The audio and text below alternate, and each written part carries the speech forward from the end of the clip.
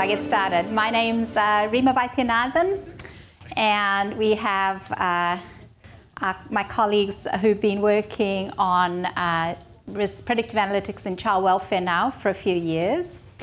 And so I'll just first introduce us and then talk a little bit about the background, and we're kind of going to team present. So we're going to pass the baton to around us. So as I said, my name's Rima Vaidyanathan, and I'm a professor of economics at Auckland University of Technology, which is in New Zealand, hence my weird accent, Kiwi accent. Makes it hard for you to understand what I'm saying, I know, but there we go. And this is Emily Putnam-Hornstein, who is associate professor at University of Southern California in social work, and Erin Dalton, who's deputy director of Health and Human Services at Allegheny County, which is in Pennsylvania, who are the first people to really lead the way in the use of predictive analytics in child welfare.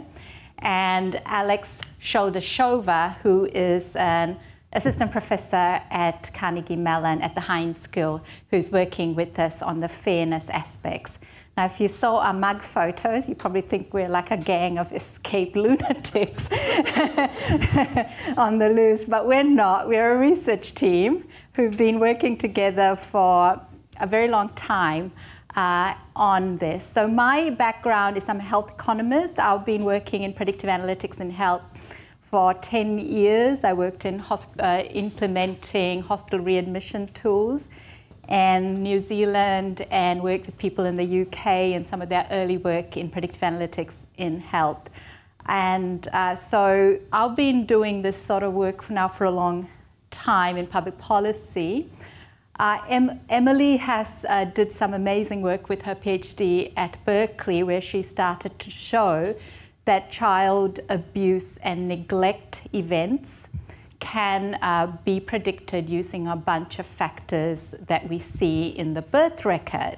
Emily and I then combined our research interests and did a prototype which we published in 2012 in the American Journal of Preventive Medicine, showing how if you linked what we knew about a child at birth using just government data, we could predict with a reasonable accuracy which child at birth was going to get abused or neglected, substantiation, abuse or neglect within the first 5 years of life.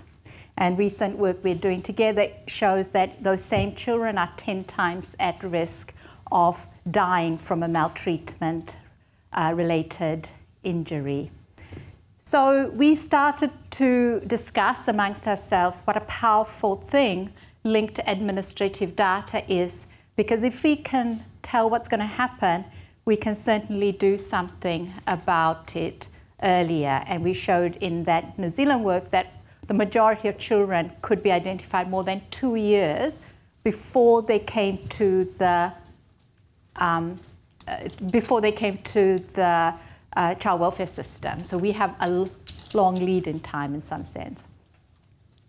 So this project that we're going to talk about here is our first attempt with Erin. So we met Erin 4 or 5 years ago, and she, Allegheny, were doing a solicitation on the very broad issue, but I think we all realized that child use of linked administrative data and predictive analytics in child welfare is possibly a major step forward in protecting children and removing them from harm.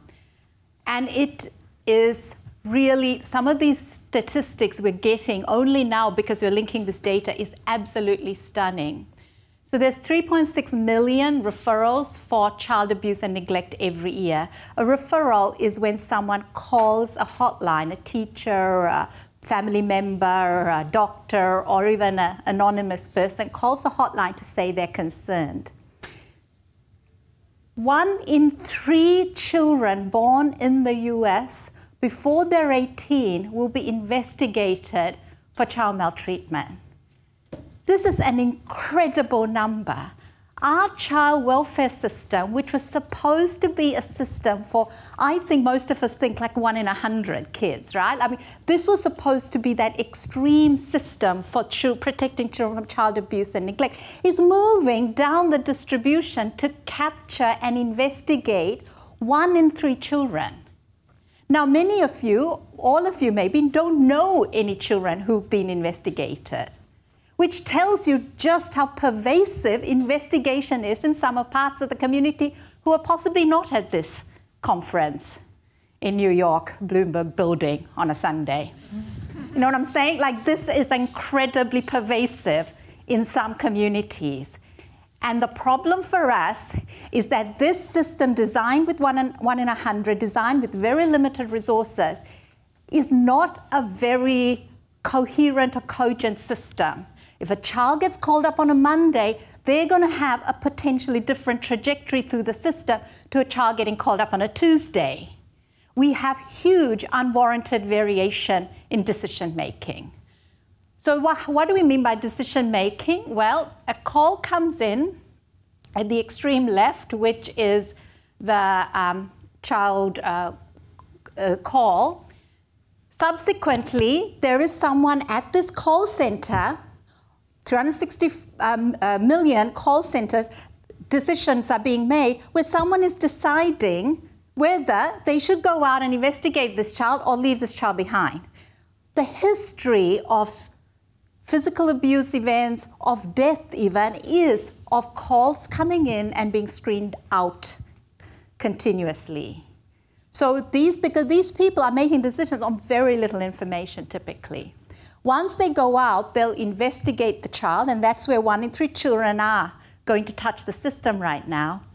Then if they decide that there is evidence of abuse or neglect, there'll be a disposition, and in the worst case, and services will be open, and then potentially children are placed.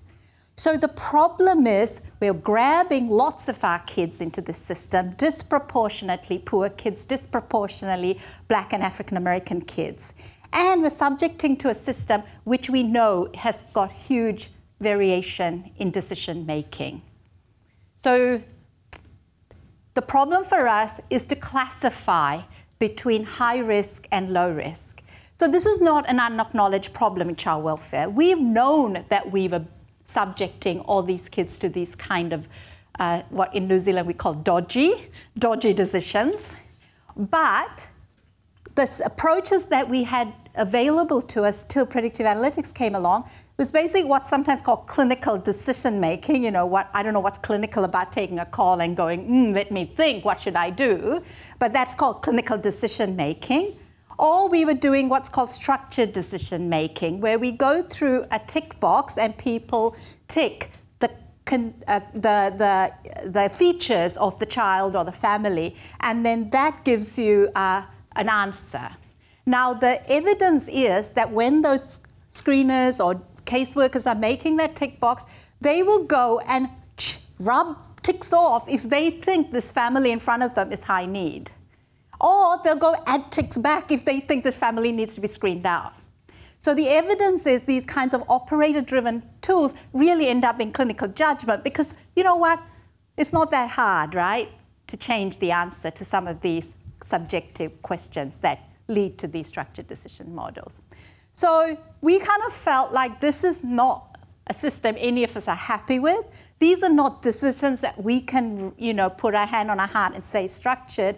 So what can we do? And that's where predictive analytics came in, and that's why I think Allegheny County is leading really the world in how we're implementing it in Allegheny. So Allegheny's doing it, now we're rolling it out to Colorado, California.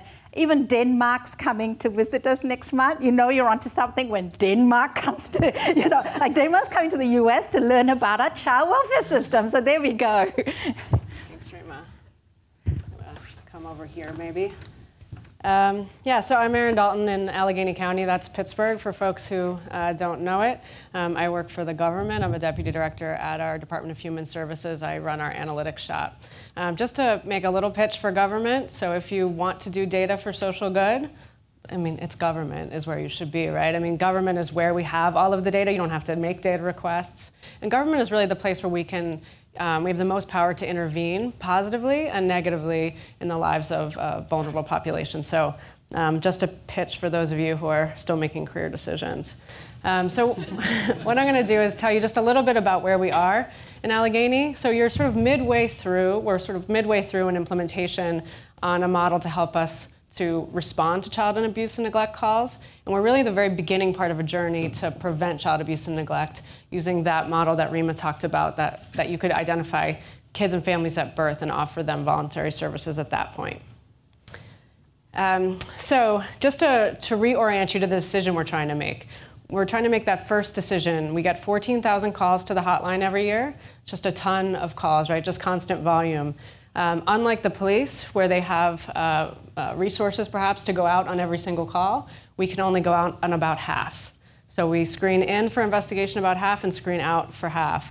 What information do we have to help make that decision? So this is part of a long sort of trajectory in Allegheny County of building integrated data and offering data to the workforce in order to make decisions. So for over 15 years, our workforce has had access to descriptive information on families. So if there's a call about Rima, I could look her up in the system and identify her prior social services history, the social service history of people in her household, their criminal justice system involvement, and so on.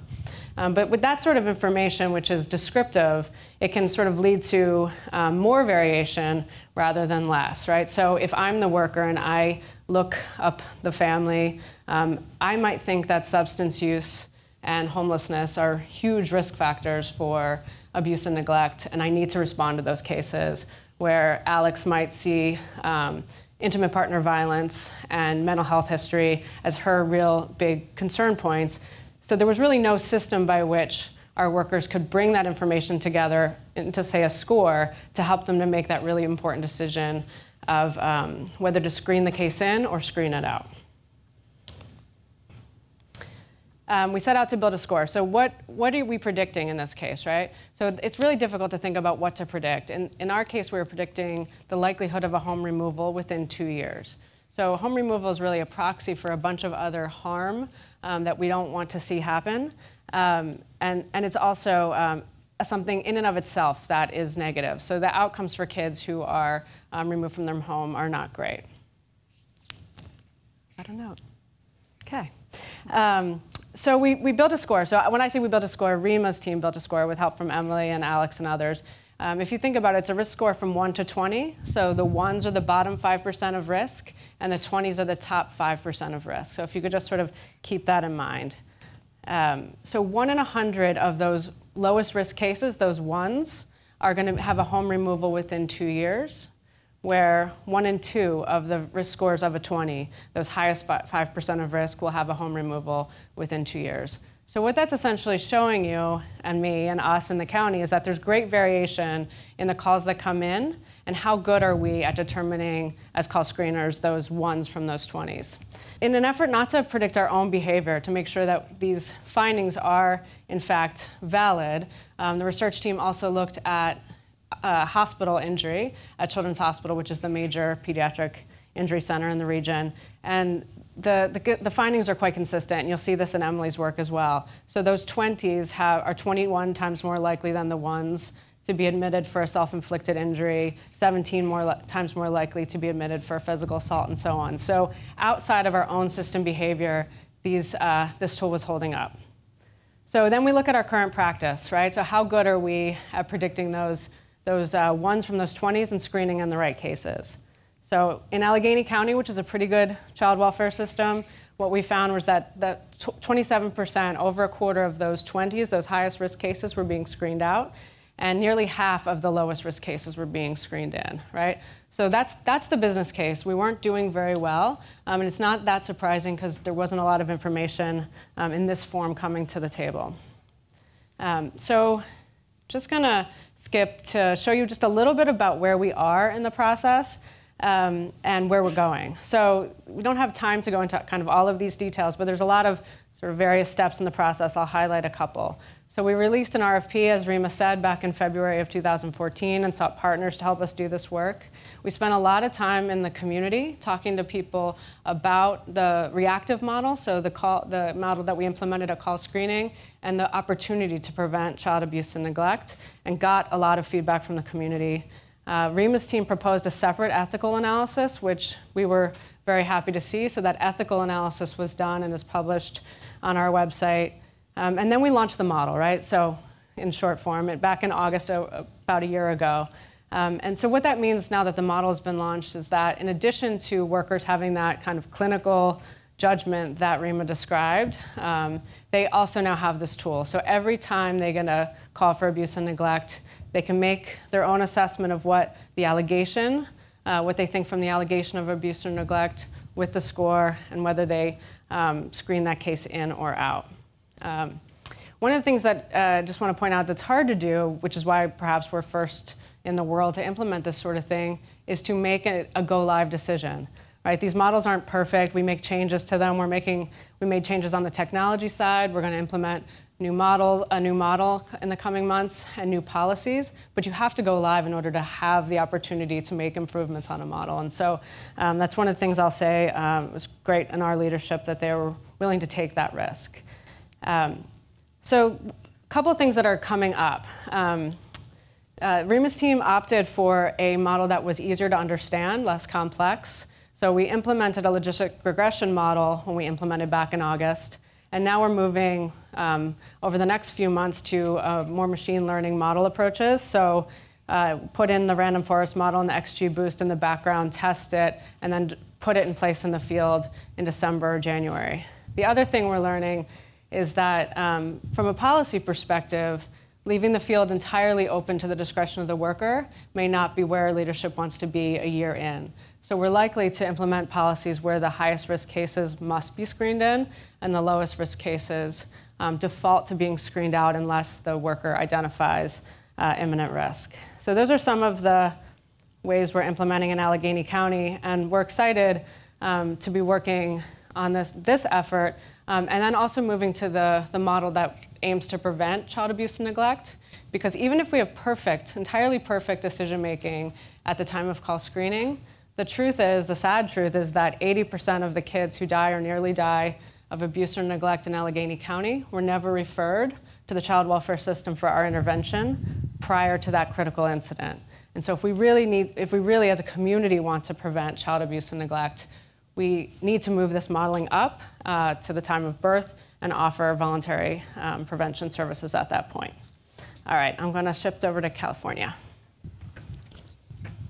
Terrific. Thank you. I will move over here. So I just want to start by saying that I'm guessing many of you do not know the child welfare system all that well, but the Allegheny work was really novel. And so now we have all of these other jurisdictions looking very closely and trying to figure out, is what Allegheny implemented something that would work for us? And California is one of those jurisdictions. I've partnered very closely with colleagues in California for more than a decade. And one of the challenges they had as they first began exploring predictive risk modeling was that a lot of the private companies and the vendors wanted to sell them a secret sauce that wasn't open and transparent. So I have been working with Rima, with Alex, with others on a project where what we wanted to look at is, could we take this model that was developed in Allegheny County, and when I say a model, I mean the model of let's apply a risk algorithm when calls come into the hotline to help us with triaging decisions. Could we do that in California, given that California has a very different population, huge state with 58 counties and a county-administered child welfare system, and really importantly, we only have our historical child welfare data to model at this point in time. So Allegheny County was very, very data rich. They had behavioral health, criminal justice, all of this historical data that could feature into the algorithm that was built to risk stratify children at the point that calls came into the hotline. Whereas in California, right now, we don't have a large statewide data warehouse. So what we went about doing was looking at the historical child welfare data that we had to see how well we could develop an algorithm. Our model is very similar to Allegheny's in that a call comes into the hotline. We're harvesting lots of historical information about siblings, perpetrators, the individual child. We looked at a number of different outcomes. I'm actually going to focus on trying to predict the same thing that Allegheny did, which is predicting a future foster care placement within 2 years. Obviously, California is a little bit bigger than Allegheny County. We have 10 million children in our state. We have 500,000 unique children reported for alleged abuse or neglect every single year. So what that provided us with was a tremendous amount of data where we could do a lot of training. We've done a lot of modeling. And basically what we were doing was harvesting around 400 individual predictors from just our historical child welfare data and looking to see how well we could predict those outcomes I showed on the prior screen, and I'll focus right now just on placement in foster care. Rather than go with the score of 1 to 20, which Erin showed you, we were thinking in terms of interpretability, and we found that people in California liked thinking in terms of deciles and a score of 1 to 10, so that's what you're going to see here. And basically what we were able to show is that with just the child welfare data we had, we were able to build models that achieve a very similar degree of accuracy to what we saw in Allegheny County. So we have a model right now that is accurate about 85% of the time in predicting a placement 2 years out from the time that the focal referral comes in. You can see that the highest risk children in decile 10, are about 40 times more likely to be placed in foster care versus children in decile 1. And again, important to remember that this is out of the universe of kids where someone has called in an allegation of abuse or neglect. Someone is concerned, and yet there's tremendous variability in terms of the severity of those allegations.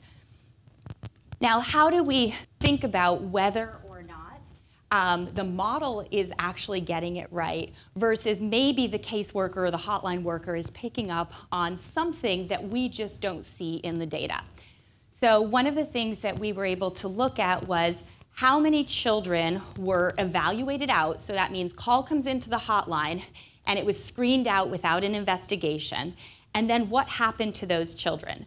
So what you see if you look at decile 10 is that right now, current practice in California is that we are screening out about 12% of children the model is saying are at very high risk of future foster care placement.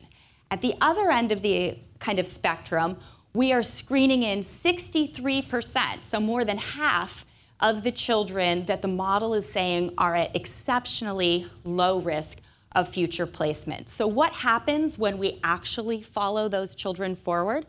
We see that for the children that were screened out, the model said they were high risk, and we see that actually half of them went on to be placed in foster care. And at the other end of the extreme, we see that still a very small share, only 1.5% of the children the model said were low risk, but we still chose to screen in, were actually placed in foster care. Now, one thing that kind of Erin mentioned and Rima mentioned that is very hard here is there is that question, are we simply modeling system outcomes that reflect, based on kind of our effort to do this, bad past practice? So are we just reinforcing kind of bad decisions that were made or the bias that may exist? So one of the things that we decided to do was to try to use some more objective data to externally validate the model, to look at whether, yes, we're predicting who gets placed in foster care, but does our model also pick up, is it sensitive to children who are at very high risk of other adverse outcomes? And so to do that, what we did is we linked up our data with vital death records and with non-fatal maltreatment-related injuries. And we linked up the data, and then what we did is we looked at the children who died or experienced a maltreatment fatality, and we looked at what their risk score would have been at the time the call came in prior to the event of interest.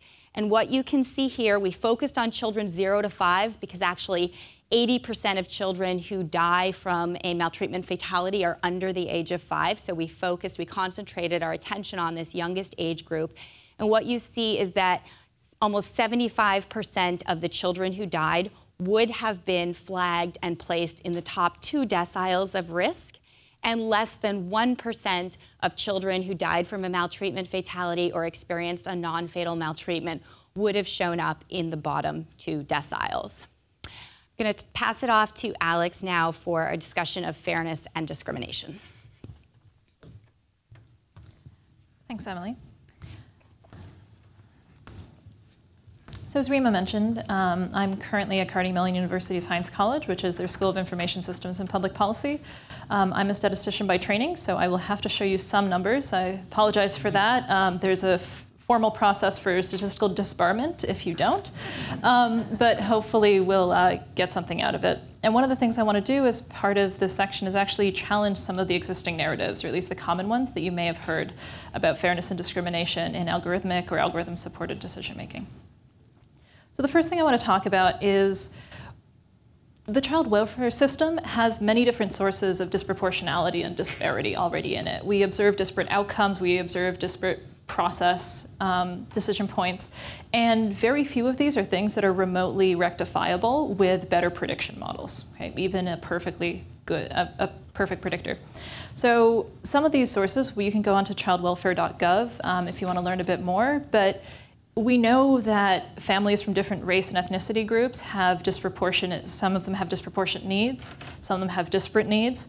We know that poverty status, socioeconomic status differs across race and ethnicity. We also know that family structure does in meaningful ways, and a prediction model isn't going to fix that. Okay? Some of the differences disappear if you look at the appropriate level of geographic granularity. Some of them appear. Child welfare systems may be differentially capable of providing for individuals in certain communities. They might just not have the resources. And none of those things are a place where I can give you a prediction model and really feel like I'm helping you out. Where we can help out is in this kind of 4th dimension, which is implicit or explicit racial bias and discrimination on the part of child welfare professionals in the system. So before I get into a conversation about model fairness and model bias, I want to ground us in the context of how does human bias arise? So what's the usual narrative for how child welfare professionals, through implicit or explicit biases and discrimination, may lead to disparate outcomes for families of color? So there are 2 sources, and let's ground ourselves in the following. We're back in Allegheny County, so our scales are from 1 to 20. And what I'm going to imagine is that in the ether, there floats a true score associated to every single child that's referred to the system. And this is what our model's trying to estimate. Okay? And what you can imagine is evidence of disparate outcomes would be something like the following, where we have 3 children. 2 of them are, we have 5 children, 2 of them are children of color. And when it comes time to investigate or screen in, we might wind up screening in the black boy, the 4th child here, even though his true score is an 11, whereas we don't screen in the white girl right beside him, even though she has a higher risk score. Okay, so how can this actually happen? Well, there are 2 mechanisms. The first one is just using different thresholds. So for instance, as a decision maker, if I had access to the score, I may say, is this child in the top 25% of risk? Is her score greater than 15? No, screen out. Now, when a child comes along who comes from a family of color, I may apply a different threshold. Okay?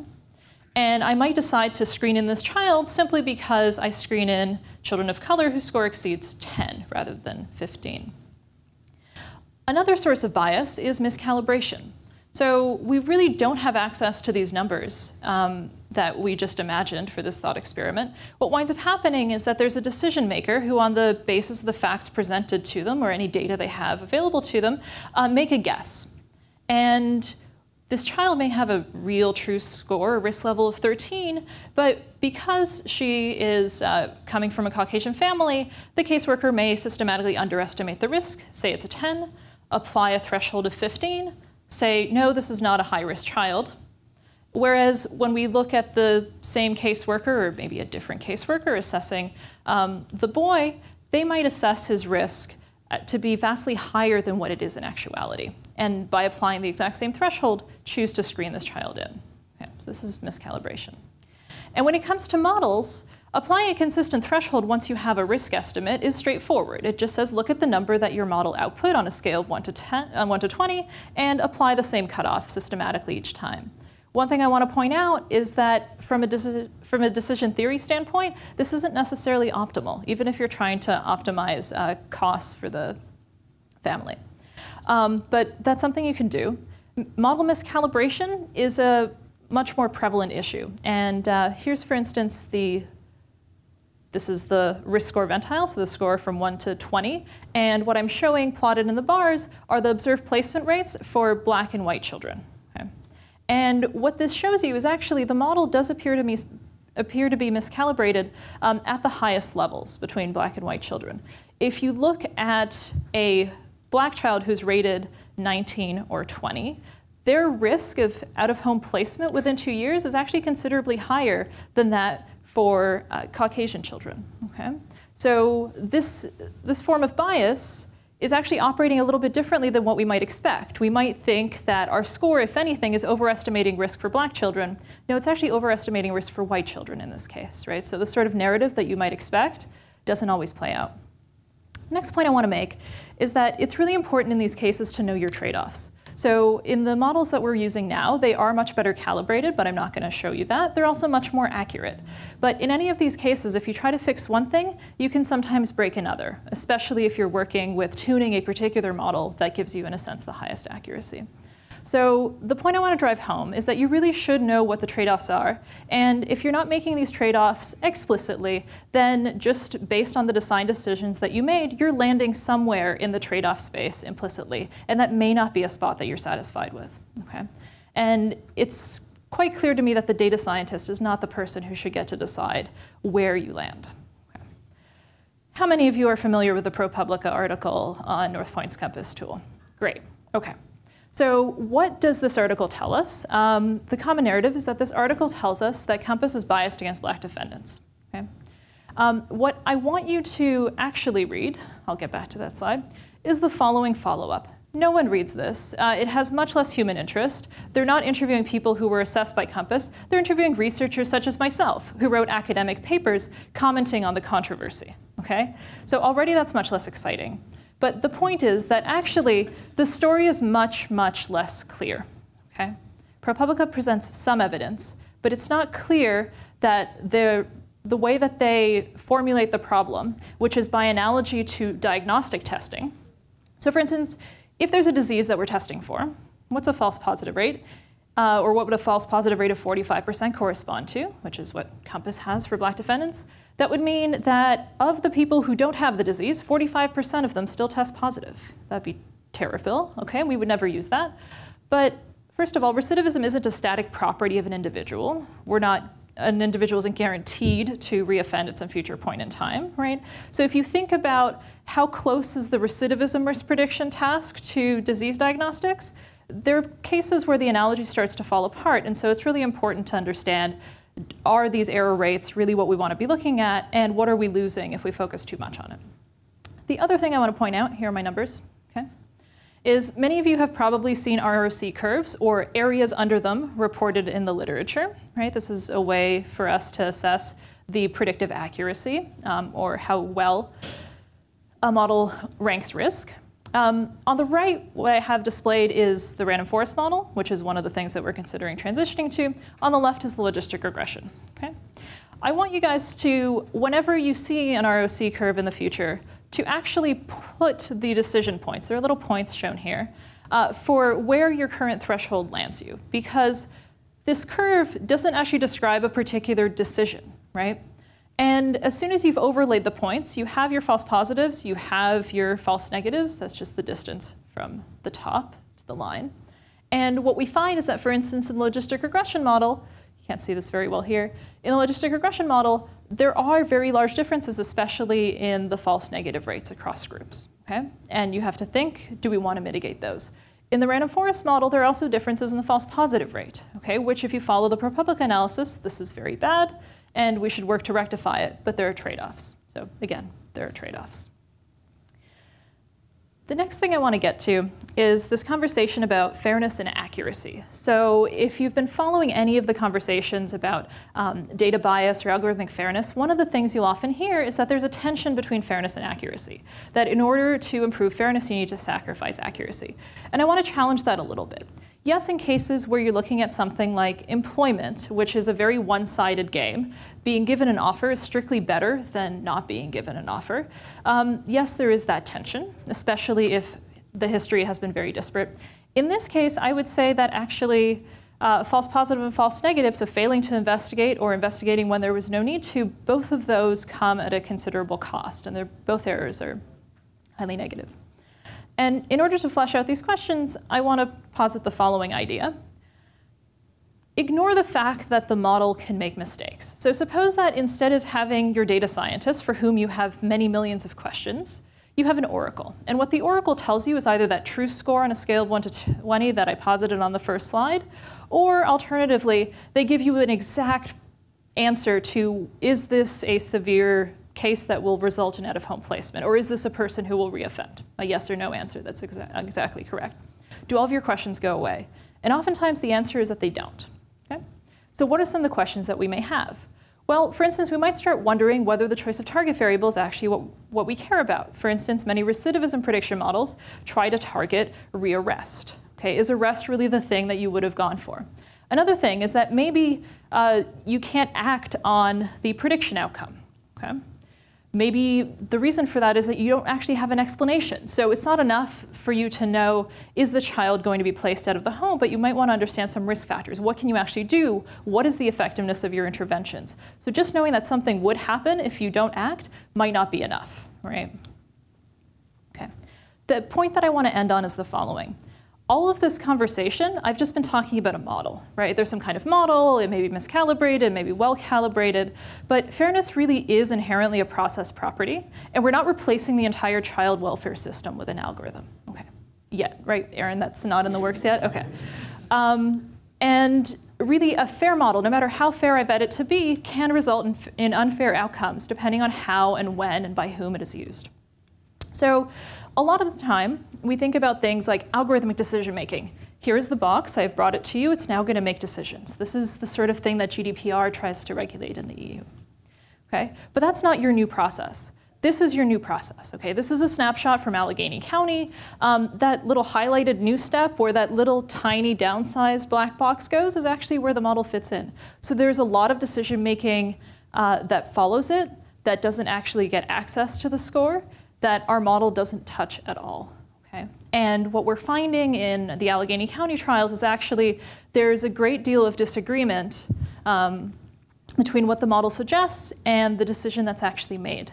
So anything I can tell you about the model doesn't actually currently apply to the system as it's being implemented because the model isn't making decisions. Okay? So thank you. Okay, so we have 7 minutes for questions over there. Hello, my name is Richard Dunks, and I do training with city agencies, including our child welfare agency, on data literacy and visualization analysis. And I'm really kind of interested because I've started working a new program called Data Leaders with our child welfare agency directly, developing innovations around this kind of, very much like this, although I would say the challenges they're working with are much more basic. But one of their major concerns is the caseload, morale, retention, and then we're moving into a new cohort with prevention and foster care services, so it's going to kind of shift the conversation a little bit. But my question, particularly for the people who are actually working or have worked with the frontline agencies on this, what does this tool particularly provide overburdened caseworkers and departments and resources, being able to better leverage limited resources that you have, and how does the workforce then respond to this idea of you're giving me a score, and how do I work that into my workflow? Because they are people-focused people, and they tend to, in my classes, I've noticed this, be very resistant to just numbers and like, where does this come from? It doesn't feel right. Like, how do you socialize that? But then what are the results that you've seen as well? 75 questions. Sorry. So many questions. And there's so many answers. It's like churning with yeah. So I'll start, and then if folks want to add in, and there are a bunch of questions in there. So one is about workload, and there was a lot of concern that this would increase the number of investigations that would have to be performed, and we have not seen that at all. The child welfare system on the whole is experiencing more demand. So we have a lot more calls, we have more cases open, but the rate of investigation has stayed the same throughout this period. So we're not seeing a huge increase in the number of investigations. The issue of culture change and what do social workers do with numbers is sort of a long path, and I think one of the reasons why, as Alex said, there are a lot of times where currently the workers are not agreeing or concurring with the model, goes to the sort of culture change issues. They're very used to this allegation-only sort of system and clinical judgment system. They're also people, like you said, they like to talk to one another about these cases, they like to think it through, and if this tool takes away some of that livelihood, I think it's something that they're kind of working through, sort of, in fact, grieving the loss of that a little bit. But at the end of the day, these tools are much more accurate, and the job that the Child Protective Services has to do when there's been a call of abuse or neglect is make the right decision. And so while that's something we are trying to kind of work through in Allegheny, I think that the safety issues really trump the worker emotion about it. There's a gentleman over there, I think, I don't know who's got do you want to? Yes, please, go ahead. I saw your hand. My name is John McNutt, and at one point I was a child welfare worker. And many of my fellow child welfare workers had degrees in art history, education, various and sundry other things. When you're talking about Pennsylvania and California, you're talking about what are considered Cadillac child welfare agencies. You have more trained workers, you have smaller caseloads, you have better training. In a lot of the South, you don't have that. When you look at something like this versus clinical judgment, I mean, I have an MSW. Most of the people that I worked with didn't. So whether or not you can call that clinical judgment, I think, that what do you say? What I'm basically saying is that's not clinical judgment, that's someone's opinion. And it's opinion based on basically just practice wisdom. So in a lot of ways, this should improve vastly what people are doing, because a lot of them didn't come with training, and having the experience of doing things under the supervision of other people who didn't come with training isn't really a very good system. And I think it bears out in how well it's managed to serve us over the last 35, 40 years as a nation. Thank you. Thank you for that comment. We've got a bunch of questions. So this lady here and this couple over there, if someone could get the speakers teed up, mics teed up over there. Please go ahead. Hopefully this will be brief. I just want to touch on the point that you made earlier in the presentation, whereas you said when the caller's taking or making the initial assessment, they may first check off the checkbox, and then they'll have their own judgment or opinion, like he stated, and then they'll say, okay, well, no, I'm going to uncheck this and check something else. And I'm wondering if you ever consider using the first intuition that's removed and collecting that data and see how that influences that 23% that's categorized. Yeah, I mean, in fact, we don't have that data to mine, but I think it is an interesting idea. In Allegheny, you didn't have to tick off any boxes. So you just had to say we were going to screen it in. There was no boxes to tick off. So we went from a clinical decision-making, opinion-based system only to one that is much more complex. But I think that's an interesting idea. In California, we do have a series of structured tools where workers are filling it out. But the sense, and the workers would acknowledge this, is that they're making a decision and then they're checking the boxes to document the decision that they're making, but they're not necessarily using it as a guide. And I think a lot of what this is getting at is workers might be quite good at assessing kind of the immediate concerns, but a lot of the data are very helpful to figuring out the long arc risk. Okay, we got time for one more question. I think there's a gentleman over there who's had his hand up very patiently. Thank you. Hi, thank you for the talk. I'm curious about how false positives and false negatives, like how do you design, like what are some of the issues that come up and how do you design a system around how to correct for those maybe after the fact that a wrong prediction has been made? How do you circle back to people who interact with that system? So I actually think, the concept of false positives, false negatives aren't that helpful in here because when, placement is not the thing. It's not like it's not like recidivism where you really care about what the person recidivates. Here, placement is a proxy for a whole bunch of harm stuff, and that's why we triangulate on external validation of hospitalization, death data and things. So we basically have we got the right group of folks because you know what? Even if we told Erin and her leadership that if we got perfect accuracy, we'd only be predicting that 9% of the population were going to be placed and everyone else wasn't. There is no way they would only screen in 9%, for sure. They are going down that line for probably 50% of screening. So, there's no point that's my point. It's like it's not the same. If I could just add, the other thing is to keep in mind the consequences of these bad decisions. If we screen out a high-risk child, then a child may die.